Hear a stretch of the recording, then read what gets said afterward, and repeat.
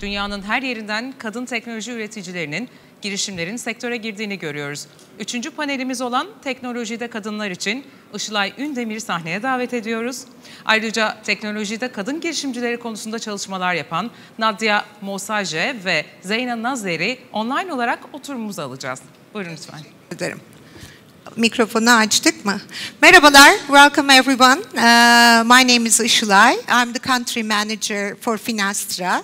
Finastra is a financial technology company which is providing technology to financial sector.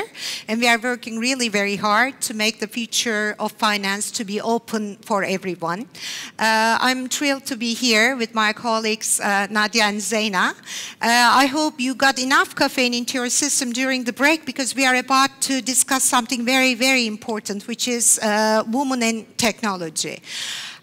We should, I think, all admit the fact that there is a gender bias in our sector, which is actually very dangerous, if you ask me, because having more women is not just a good thing to do or right thing to do. From the economical point of view, it is a smart thing to do.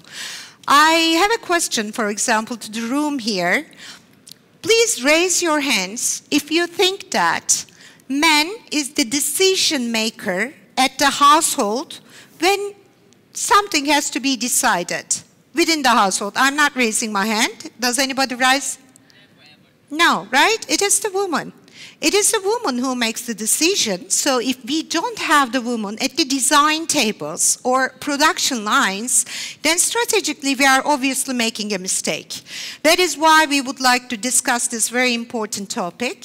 And in Finastra, what we do is we are working with KPMG. We asked them to create a report for us for the potential outcome of having this gender inequality in the sector. And according to their report, we have what we call 5-point roadmap that we are very dedicated to create the finance sector, which will be open to everyone and provide fairness. And I have Naadia and Mobina with me today. I am thrilled to introduce them. Naadia Moosajee'nin is a civil engineer, a social entrepreneur, and she's the founder of WOMHUB. And welcome, Naadia. Thank you very much for being with us. I also have Zeina Nazer. She is also co-founder of Cities Forum. It's Arab. She's also an engineer, and she's currently a researcher at the University of Southampton.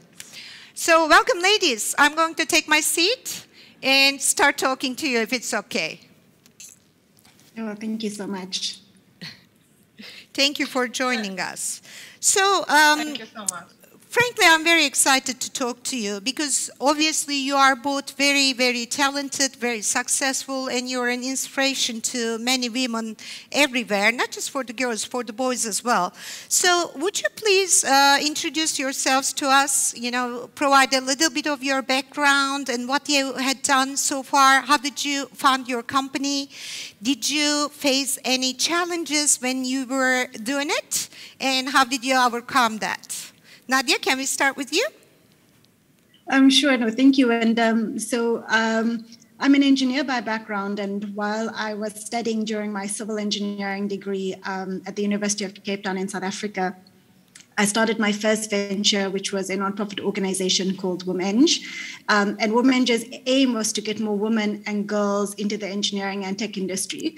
And fast forward 16 years later, WOMHUB is still very active in 24 countries around the world in developing and supporting more women and girls in the engineering and tech industry, with a commitment that we made at the United Nations in partnership with UNESCO to empower 1 million girls through STEM education. But that's the nonprofit and the foundation arm of the work that we do. My company is called WOMHUB, and so what WOMHUB does is very similar to WOMEng, because we pivoted our nonprofit about 6 years ago when we realized that we needed to be more financially sustainable.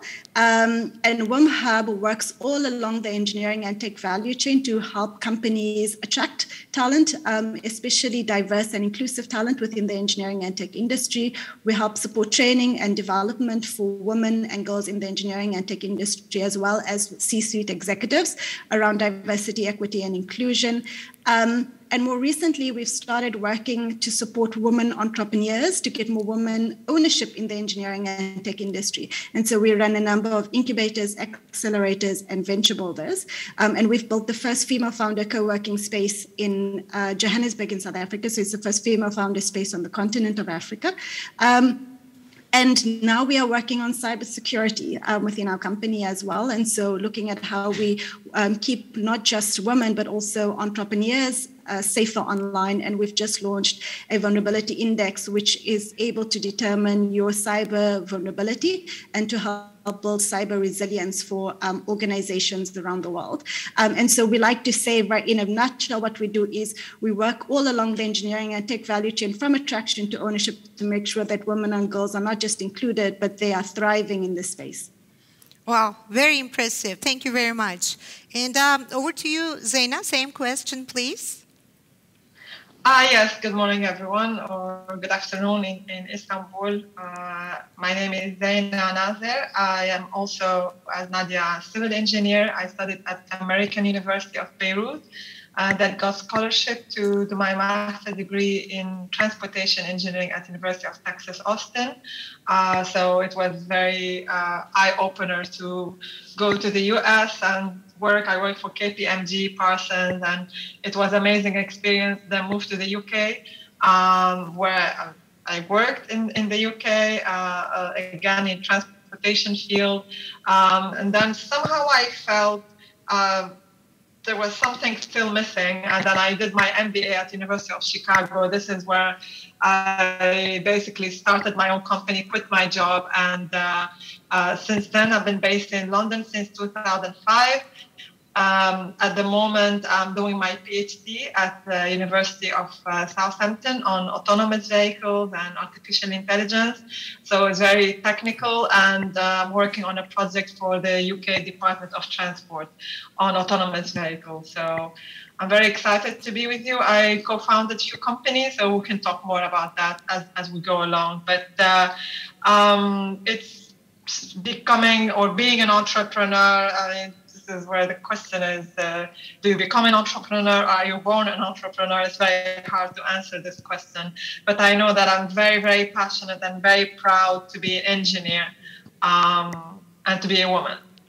Wow, this is also very impressive. Congratulations to both of you for what you have achieved so far.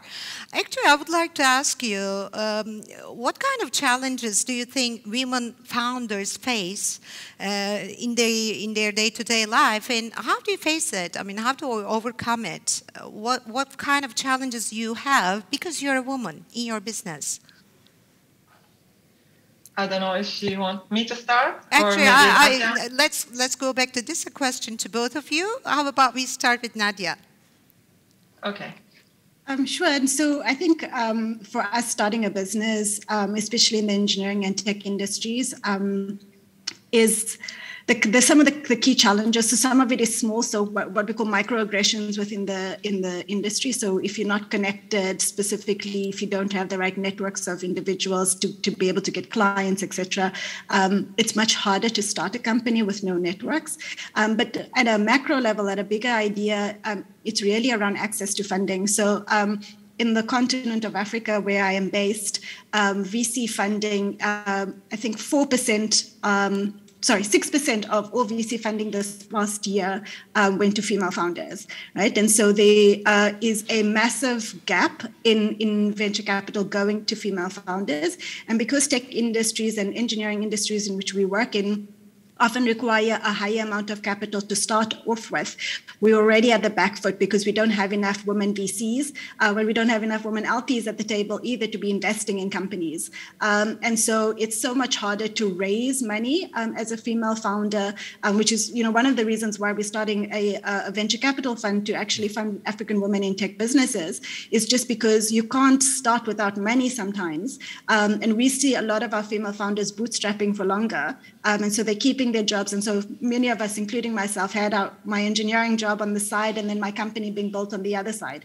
And it means that we grow much slower, and it means that we scale much slower as well. And that's literally just because we don't have enough access to capital. And so once we leapfrog that challenge, we'll be able to grow quicker and create more incredible companies that are owned by women.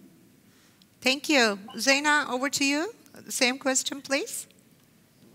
So basically, for some reason, when I studied engineering, I did engineering because I was good in math. I was passionate about science.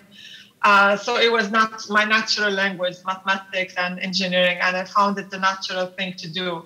I really didn't think about it, that I'm a woman. I didn't think about, it was never an issue for me, although in my class, engineering class, we were like 2 girls and 60 boys.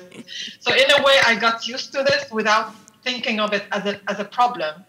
And then when I started my own business was because I realized when I was working in London in my job that I was hired on the same day with another male, and I had a master's degree, he didn't. I had more experience, international experience, he didn't, and he was getting paid more than me. So for me, as the basically person who is quick, determined, and just looking for solutions, as an engineer, you're always looking for solutions. I just quit my job, started my own company, and that was the right thing to do. So I didn't really think about it very much. I just thought that I'm good, I enjoy what I do, and I would just go for it and do it. With all the movement, clearly it's great that with all the feminism movement and the fact that gender balance and everything, I think that's all very, very helpful, especially to kind of promote and encourage women to get into tech and science, because it gets like, you get certain type of solutions when everything is designed by the same kind of people, whether it's same gender, same age group, you really need diversity in everything. And I think when there's diversity, there's balance, there's better solution, better environment. It's healthy for everyone. So my answer to you is, back then I didn't think about it. Now that it's becoming an issue and reflecting on it, I realized that there was something wrong. That wasn't right. And it is not normal to only have a field that is mainly driven by one gender, one type of people. This is not correct. Actually, in a way, it has been good that they paid you less than the other gentleman, right, in your last job. So you started your business. Yeah, thank you. Exactly, and that's just, we had that discussion previously, Işılay and Naadia. We talked about it, how basically rather than crying over it, and that's what I'm saying, like, I don't see myself as a victim. So I'm not a victim. It's just, I find opportunity, I go for it. And it takes a lot of guts, a lot of determination, being resilient. It takes ambition, drive to do that. So when I got the scholarship to go to the US, even in my university, at the American University of Beirut, University of Texas, Austin, at the moment at University of Southampton, I don't think about it. I got it because I'm a woman, or I just don't think about it. I got it because I'm good, I deserve it, and I work hard for it. So, but maybe I should. I don't know if I should think about it this way. I mean, as I said, I never saw myself as a victim, or I even don't see women being a victim. I think that, yes, I mean, there is definitely some places where there are definitely been being treated unfairly, but you need to have the drive in you. And I believe any person, whatever their situation is, if they are driven, if they want to get things done, they can do it. You need the will, you need the drive. And I don't think anybody or anything can stop you if you have that. This is what I think, but maybe I'm wrong. I don't know. But at least I've been very lucky in my own personal experience that I got what I wanted because I was very determined to get it. Actually, from my perspective, it's very useful insight. Thank you. Thank you for sharing your personal experience actually in the field.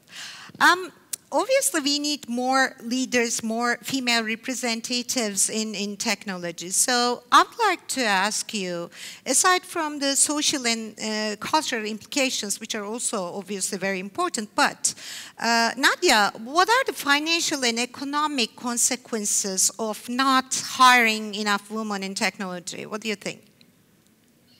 Claire, when you started the session, you mentioned who controls all the household purchasing power, and actually the number, because I'm an engineer, we like the numbers.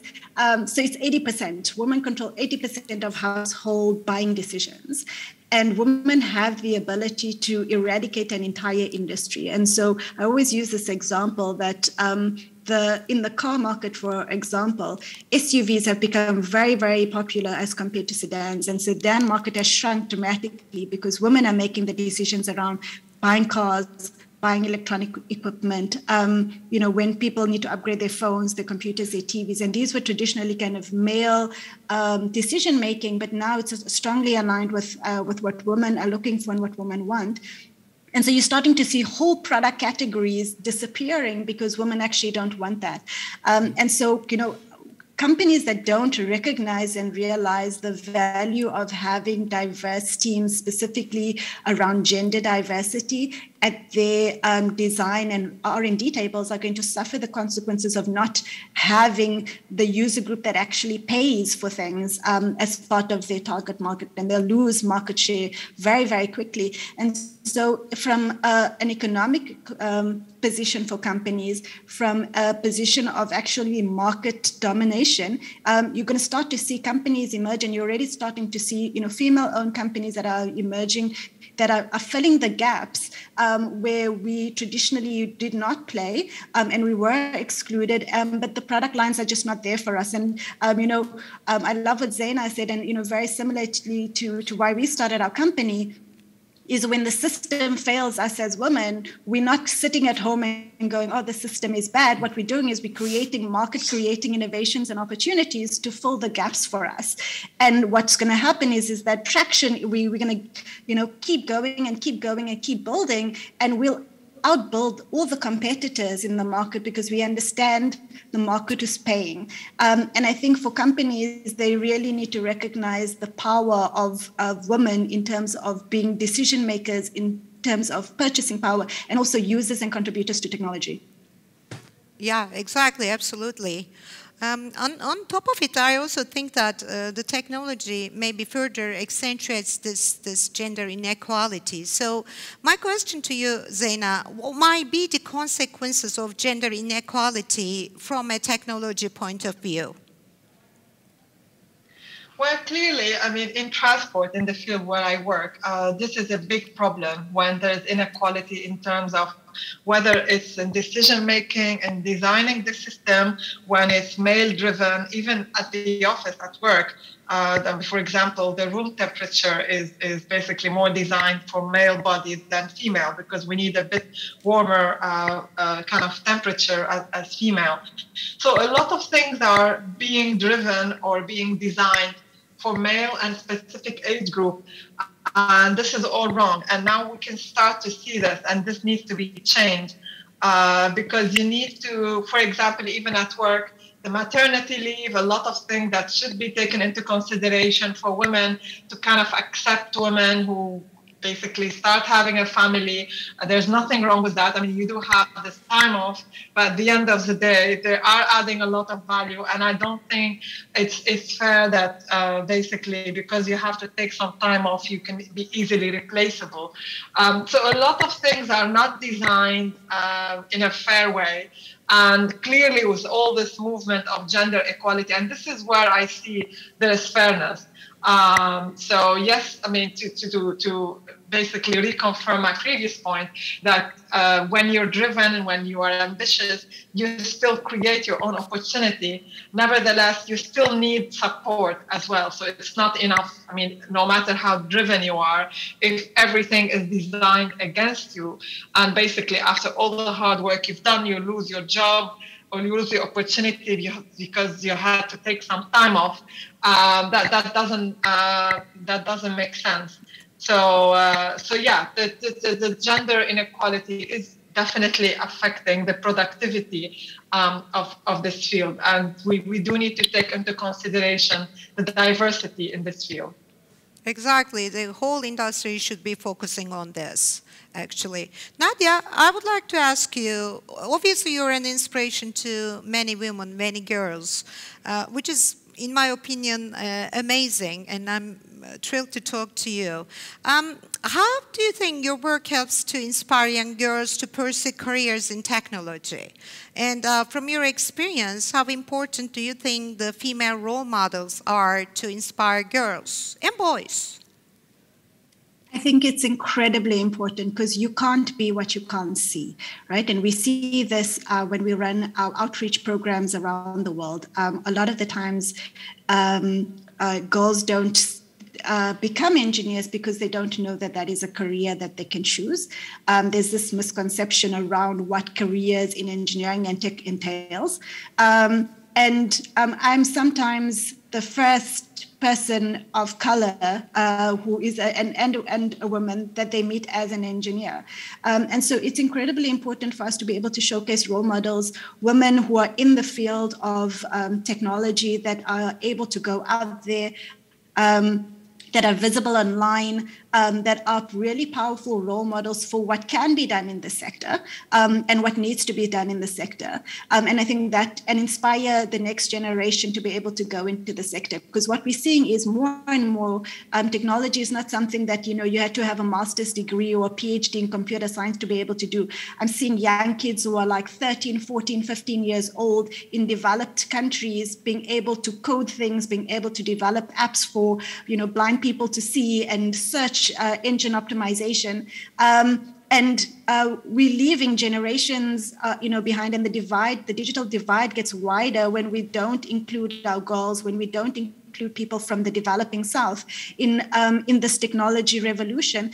And so it's incredibly important for us to become posters for why it's important for us to be in the sector, but also that the sector is not that difficult, right? And I know from engineering, everybody goes, oh, engineering is so hard, and that's why, girls can't do it. And I think that's absolutely rubbish because, whether you're good at maths and science has nothing to do with your genetics, right? It's got to do with your, abilities. And there's not even that much maths and science that goes into engineering, right? It's mostly problem solving and creative thinking. And so we really need to be able to also change the messaging we have as an industry as well, that it's not that difficult, that the barrier to entry is much easier. And you don't have to have a degree in computer science to be part of the tech industry right now. If somebody who's curious and you like to solve problems, and actually you're a lazy person because most of the time we're trying to create things that make our lives easier, then this is an industry for us. And I think that's really important to showcase role models and get the messaging right. Exactly. And obviously we need to attract more women into the industry by being a role model, but also I think it requires more investment. So Zeina, I would like to ask you, do you think we need to see more investment to attract and retain more women in technology? And if you think so, how do you think this can be done? Yeah, totally agree with Naadia. And I believe Naadia is doing a great job in that, and especially when it comes to education. I think the mistake, and again, going back to what I said to you earlier, is I found it normal that I would be in a class of engineering of 2 girls and like total of 60. So basically it's like hardly 1 or 2% women versus men. So this is wrong. And back then, I found it normal. And this shouldn't be normal. So we need to go back to education. We need to go back to kind of motivate girls to get into science, to get them excited, even to invest I mean, personally, I am very passionate about specifically having more women in engineering. So when I try to kind of do some basically support or financial support, I specifically request to support financially girls in school who want to study engineering. So in a way, I feel biased about it because I'm very passionate about basically women in engineering, and I see how much it has. I mean, it can make a difference when you have kind of this diversity. So definitely there should be more investment, more interest, and more motivation at early age, not when it's too late, and to show the importance of that. To show how this will make a difference. I mean, to be fair, at the moment, you see, even in my PhD at the moment, you see a lot of women. So definitely now things have changed. So you do see in education more balance in gender. But now moving forward after that, do we stop at education, or do we start looking further in the career to look for basically high-level positions? So we need to have some kind of regulations that in the high-level position, there must be even, I believe, why not having a quota, that you need to have a quota of, I mean, in a perfect world, maybe 50-50, but I mean, probably that's pushing it, but at least to kind of increase what we have at the moment, because at the moment the decision maker is still, at least in this field, is still male dominated, and that's not right. Exactly. I also totally support positive discrimination in this field until it's not a factor anymore in our lives, this gender inequality. Okay, ladies, so being in the pandemic times, we need to talk a little bit about COVID as well, right? And how it impacted the gender inequality.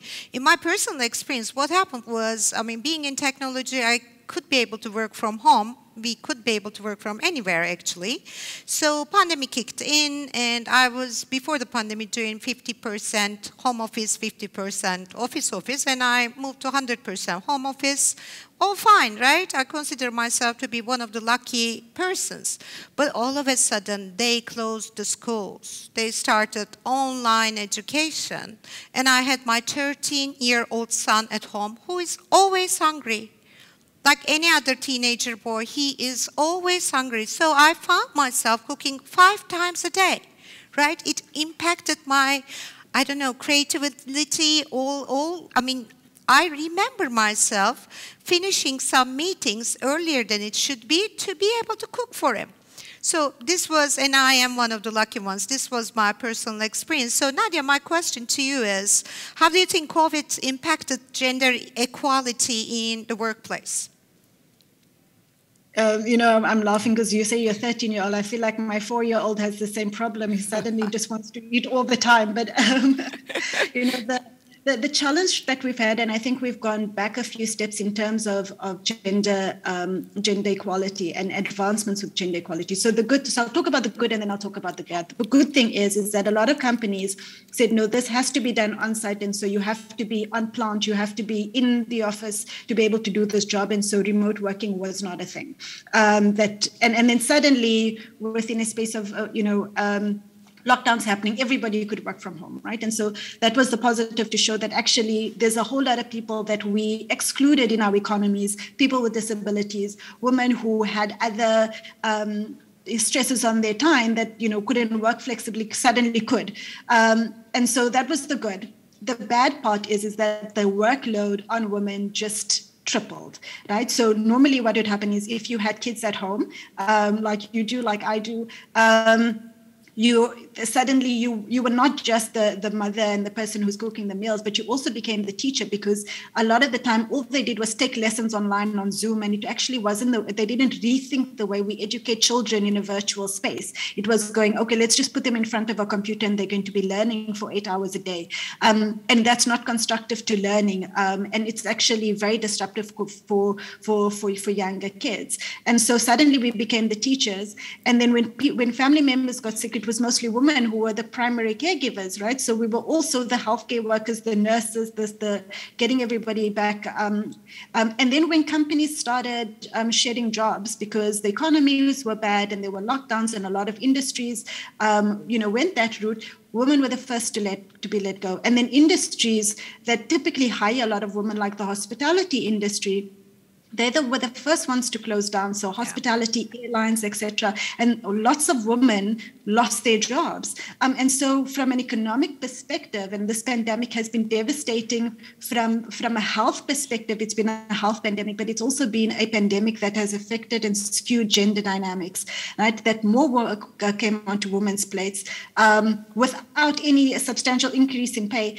And a lot more job losses have been focused on women and the economies that women participate in rather than men do, right? And so, we've got to be quite careful as our economies start to come back online, that we actually start to leapfrog those challenges, that we don't keep going backwards, that we actually start to make strides forward to make sure that we bring women back into the economy in a way that is actually better than we had before.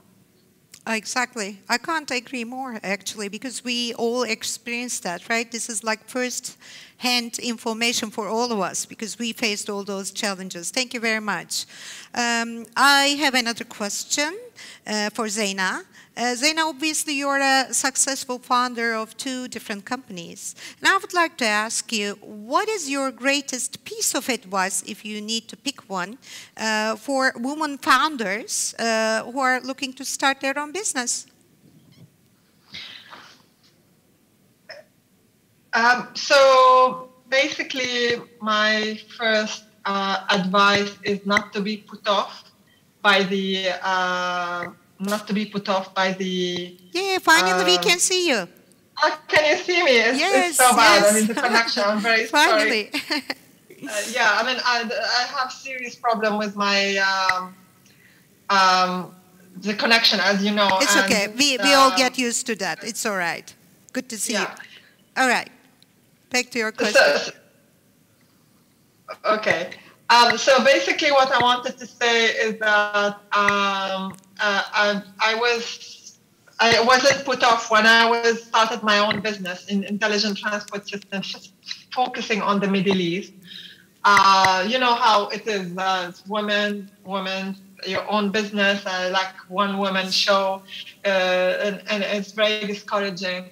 I learned that the only way to move on is to have a thick skin and not to be put off by the taboo that women, Middle East is. In fact, I looked at the positive side. So, for example, Arab men are very courteous, and I focused on that and built on that to get my business going. And in fact, I had a very, very successful business. I still have. But what I'm saying is to focus on the positive side of things and not to be put off by basically the taboo or what people might or could think. Of course, you will get into a lot of challenges. There'll be a lot of difficulties. But with your confidence and the fact that you can do it, it's the only way to move forward, is to basically, I would say, my piece of advice is resilience, determination, and having a thick skin. Wow, very good summary. Very good summary. And finally, my last question to both of you. I want you to do a little bit of storytelling to us. So who inspired you the most as a woman, and why? Naadia, can we start with you, please? Yeah, sure. So I'm going to do 2 quick ones. And so the first one, she lived hundreds of years ago, and her name was Khadija. She was the Prophet Muhammad's first wife. And why I absolutely love her, I think she's such a rock star, is because she was much older than him. She all the things that we are fighting today, she got it right. I don't know how. So they used to call her the Princess of Arabia, not because in a derogatory way, but in a way because she was able to trade so far across the Arabian Peninsula. You know, that time when they were doing camels and carts, and not today's day, when it's easier to trade. But she'd gone all the way to Persia. as a woman business owner. She was married a number of times. She then finally got married to a man who was much younger than her. She asked him to marry her. So there's just so many things that she did back then that today we're going, oh, that's so new, that's so novel, but she got it right as an incredible businesswoman. And so, I've got the utmost respect and an absolute love for her as a rock star. And then the second one, when we think about how is it that we can succeed in the world as women entrepreneurs, and I always say you've got to find your tribe, right? And those are people who are like-minded like you. And to be a solo founder is really difficult. And I'm thankful that I don't ever have that problem because I've got an incredible co-founder. Her name is Hema Vallabh. And we laugh about this. My husband knows that he's not my soulmate and that Hema is my soulmate. And we literally do everything together. We complete each other's sentences and we complete each other from a business perspective, but from a life perspective as well. And I can't think about anybody else I'd rather be building my company with. And that is so rare when building a company, to have a co-founder that completely gets you in ways that are unimaginable. And so, that's my story is that I've got these two women in my life and a whole lot of others in my tribe that really want to see me succeed. So from a historic role model to somebody who's there championing me every single day as my soulmate. Wow, I love the soulmate story, actually. It's amazing, and you're very lucky to have a tribe there, which is supporting you, obviously. Same question to you, Zeina, please. Actually, I'm smiling because I have similar role model. In fact, it's Aisha bint Abu Bakr. So she is the third wife of our Prophet Muhammad, and she's one of the youngest. I believe she's the youngest, wife, and she was called the mother of believers because she made a big impact, and she continued probably over 40 years after his death. She had a very important role in politics and in medicine. She was very knowledgeable. So for me, as much as I was very, very inspired by Khadija because she was older than him and a businesswoman, but I found Aisha as a very, I would say, very interesting personality, very charismatic, and the fact that she was the youngest, it didn't put her off. In fact, she was still very confident and played a very important role. And to get the title Mother of the Believers, it's a big deal. So that was the first person. She's always on my mind when I think of her as a role model. The second role model is my mother.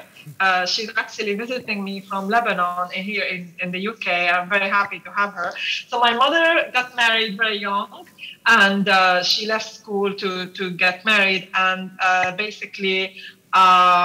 then she continued her studies, like her basically high school and everything, while she was married, and we were there to support her studies. And then she went to university. So when I was graduating from American University of Beirut, she was graduating with her master's degree in sociology. And then she continued, and just recently, last year, she went back to university to study fine arts. She's in her second year now. So I find it amazing. I mean, I can't believe yes, I can't say much because I'm like her. I keep wanting I'm doing my PhD at the moment. So it's always, I want to develop myself. It's always about self-development and not giving up. But she's doing it at a later age. So it's still like, I feel this is very, very inspiring for me.